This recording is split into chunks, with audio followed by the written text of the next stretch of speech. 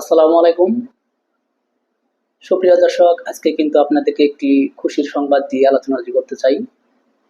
তো আজকে খুশির যেই সংবাদটি সেটি হলো, আপনারা জানেন জাতিসংঘে কিন্তু ৮১তম যেই সভাপতি পদের নির্বাচনটাই হয়, সেই নির্বাচনে আমাদের বাংলাদেশ থেকে যেই প্রতিনিধিত্ব বা নির্বাচন করেন বাংলাদেশের পররাষ্ট্রমন্ত্রী খলিলুর রহমান, তিনি কিন্তু নির্বাচন করেন এবং বিপুল ভোটে জয়যুক্ত হয়ে তিনি কিন্তু সভাপতি পদে নির্বাচিত হয়েছেন।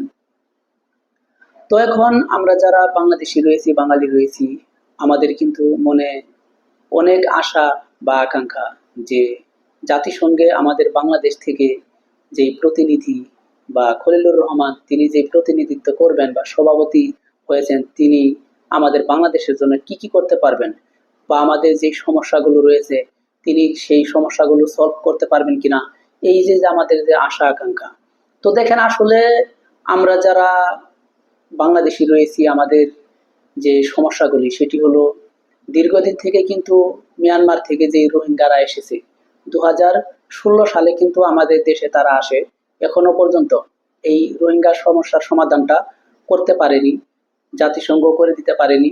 তো এখন দেখা যাক, যদি আমাদের এই ডক্টর খলিলুর রহমান, তিনি যদি জাতিসংঘের সভাপতি হয়েছেন, এখন যদি তার মাধ্যমে আমাদের এই রোহিঙ্গার সমস্যার সমাধানটা করা যায়, তাহলে কিন্তু আমরা এই আশা তার কাছে রাখতেই পারি।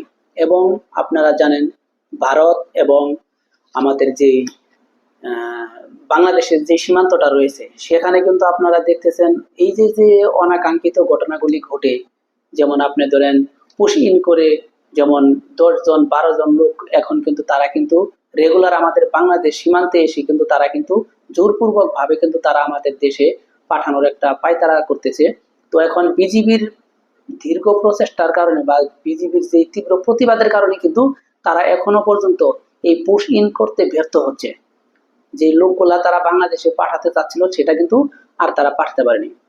তো এখন দেখা যাক, যদি সেই জাতিসংঘে যে সভাপতি হলেন ডক্টর খলিলুর রহমান, তার কাছে আমাদের এটা তো প্রত্যাশা থাকবেই যে তার হাত ধরে যদি আমাদের এই সমস্যাগুলো সমাধান হয়, তিনি সেই জাতিসংঘে যে অধিবেশনগুলো চলবে সেখানে কিন্তু অবশ্যই এই যে রোহিঙ্গা সমাধান, বিশেষ করে আমাদের দেশে কিন্তু তারা অনেক রোহিঙ্গারা কিন্তু আমাদের দেশে কিন্তু তারা আছে, তাদেরকে কিন্তু অবশ্যই তাদের একটা সমস্যার যে সমাধানটা অবশ্যই কিন্তু এই খলিলুর রহমানের হাতের মাধ্যমে কিন্তু আমরা বেরিয়ে আসতে পারবো, ইনশাআল্লাহ, আমাদের এই প্রত্যাশা।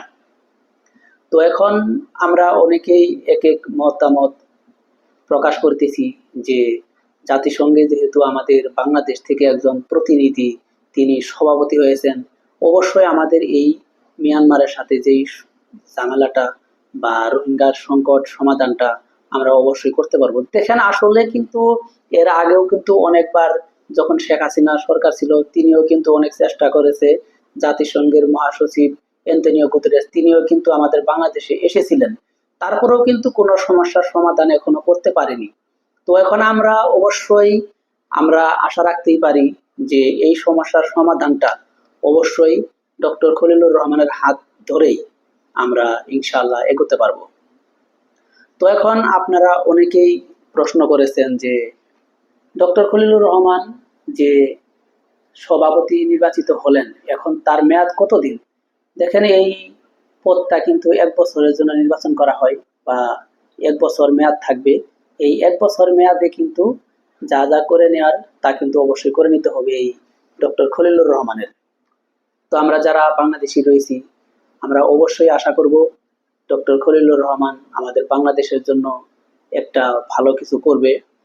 তো আপনারা দর্শক যারা রয়েছেন, অবশ্যই যদি আমার চ্যানেলটি ভালো লাগে অবশ্যই সাবস্ক্রাইব করবেন এবং পাশে থাকবেন। আসসালামু আলাইকুম।